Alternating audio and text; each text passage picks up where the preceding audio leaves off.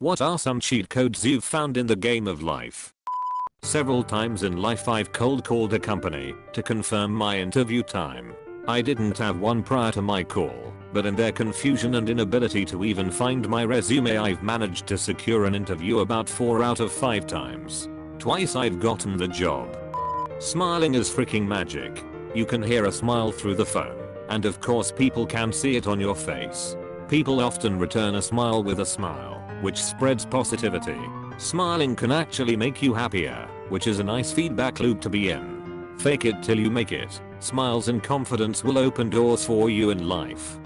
When I was in my old 500+ person building, I kept a stack of papers on my desk. When I was bored or got tired of sitting down, I'd get up, grab my stack of papers and walk around. I called them my walking papers and did this for months. Got a lot of head nods and not one question the entire time. People always assumed I was on an important mission, but nope, not in the least. PS, worked on the executive floor / wing too. Take a $1 bill and flip it over. Now take a $5 bill and tape it to the end of the upside down single with as little tape as possible to make it secure. Now feed the $5 bill into a change machine. The coin machine reads the 5, gives you quarters, then reads the upside down single, rejects that, and boom, you got yourself a felony. Niceness gets you everywhere. I get free from being nice. And no, it's not because I'm a cute girl. Because I'm not. I'm an overweight, balding man. People respond to niceness. I've befriended the Comcast customer support person. I've befriended the most disliked, crotchety person in our office. I get special treatment at my cafeteria because I treat the service staff like actual human beings. I get fees waived because I ask nicely. Be nice. It costs little and is worth a lot. If you have no complaints about your food service / staff at a restaurant, ask to see the manager and pay a compliment and a thank you about the server / host / staff. Usually people want to see a manager to complain, and a compliment is nearly always welcome. I've gotten countless free DRINKS / APPETIZERS / CHIPS % off my bill, all for just making a polite comment to management. Edit. Thanks for the Reddit gold, kind stranger. You probably caused many heart attacks until they realized you wanted the manager for good reasons. I had a professor in college who, while lecturing, suddenly let out a huge fart. Without pausing, he turned his head, as if talking to someone behind him, said bless you, and continued lecturing, as if nothing had happened. It immediately diffused any potential awkwardness and embarrassment, and I vowed to use the same strategy if the same thing ever happened to me in front of a large crowd of people.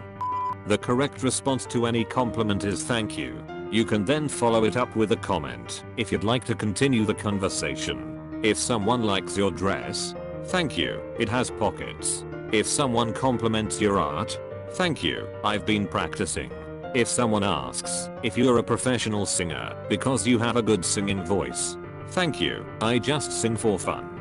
Not only does it make you seem confident and self-assured, it tells them that they are right. That's a friendly thing to do. This even works if you don't believe the compliment. Saying, oh, no, I'm ugly, when someone compliments your appearance not only tells them that they are wrong, it makes you think of yourself as ugly. A better answer would be, thank you, I really appreciate that, and I don't always believe it, so hearing that from you helps. I've started going with thank you, that's nice to hear. No one stops a guy or girl carrying a pizza. It can get you backstage to concerts. I've always wondered, what exactly do you do once you get backstage? Eat the pizza. Compliment your children with you are a hard worker, and not you're smart. Studies show that kids who think they're hard workers outperform kids who think they're smart. You don't have to always give away the recipe.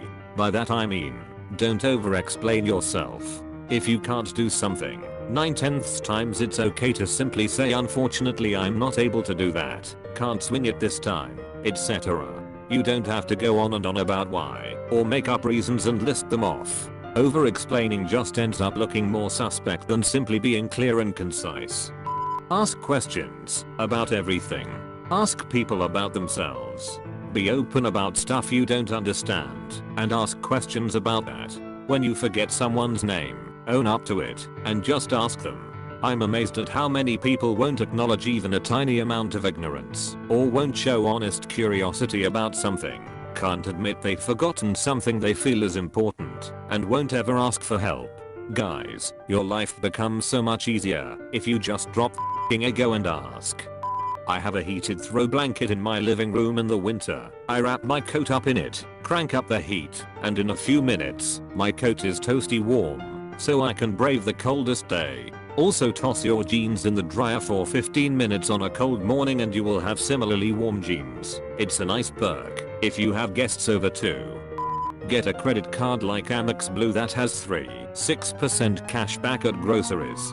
Buy all your items at grocery store. I'll use Kroger as an example. You can buy normal groceries plus gift cards, Amazon, Delta, H&M, McDonald's, whatever, and get the cash back on that deal. Then, if you time it with their 4x fuel rewards, you can save $1/gallon off gas up to 35 gallons. Altogether, the math works out to being 15% off pretty much everything I like. Been doing this for years. I'll plan large purchases from Amazon or Home Depot around their 4x fuel points, so I can get the gift cards. Edit. This also includes Kroger stores that operate under a different name, that is King Soopers. You can borrow almost all of your textbooks from the library as a college student because of modern book rental agreements most colleges have. WorldCat allows you to be linked to almost any library in America, and all you have to do is find your book in the system and fill out a request form at a library, and it should be there in a week. I've saved probably $2,000 doing this in my first 2 years of college. All of my courses now require an online code to do the mandatory homework assignments, which you can only try by buying a textbook full price, or you can buy just the code for $20 less. So only $130 instead. How generous.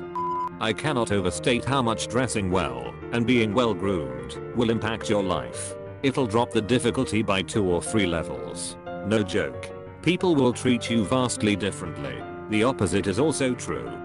Pause like wait when asked a question, or engaging in idle conversation and someone is speaking. Do not immediately begin your reply. When they stop speaking, they usually aren't done. And in the case of questions most people and finished, and if you give them time they usually provide 10 answer to the question as well. So yeah, listen as well. Also, people like talking about themselves. When you meet someone, just ask them questions about their lives or the things they've done. If you have enough questions you won't ever run out of things to talk about during the conversation and they walk away feeling so heard. Plus, then you know more about them, and next time you see them, you will have even more to talk about or follow up on. Hey, last time I saw you, you were mentioning this thing at your job. How did that go? Etc. To seem charming, all you have to do a lot of the time is to be an engaged listener. You don't need an amazing sense of humor to be able to lay on the compliments or regale people with stories. Just listen to other people in a way that shows you are interested and not only waiting for your turn to talk. Make eye contact. Don't interrupt them. Don't turn the conversation to be about you. Ask good questions. Edit. I just want to add, as per many comments here, that being engaged listener is not the same as being a sort of conversational doormat where you have to allow people to drone on and on about things that don't interest you, annoy you, offend you, or drain you.